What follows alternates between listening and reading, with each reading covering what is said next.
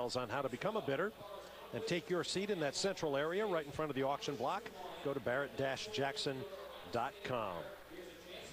How about a Delorean? We have several in this year's catalog.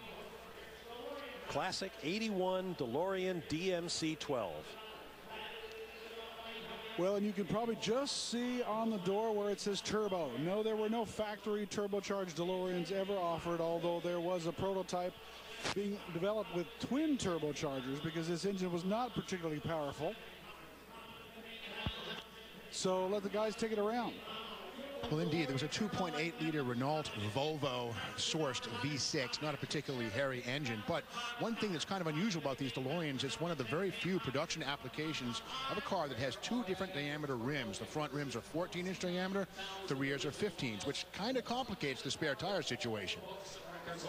This was a hope-to-be supercar, and well, the performance didn't match the promise, and I think that rear engine Peugeot Renault Volvo lump, as our friend Ellen would say, is probably, that was, I think, what doomed the Delorean to becoming what it is today. A car that has a very thin but dedicated following, especially by fans of Back to the Future.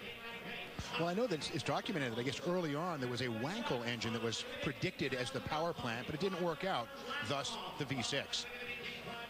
It is turbocharged, and it comes with a caveat that it is not emissions compliant in all 50 states, and certainly not here in California, because it can only be sold to a dealer or out-of-state buyer, says the consignor. Mike, it's just a matter of time, I think, until our teammate Rick DeBrule buys one of these things. Right, Rick? I'm lusting after these things. I just think they're one of those cars. The only thing it's missing, really, ultimately, is an engine. But it's got mystique, it's got story, and we got 4 of them in this auction. $19,000 sends that DeLorean Turbo to its new home.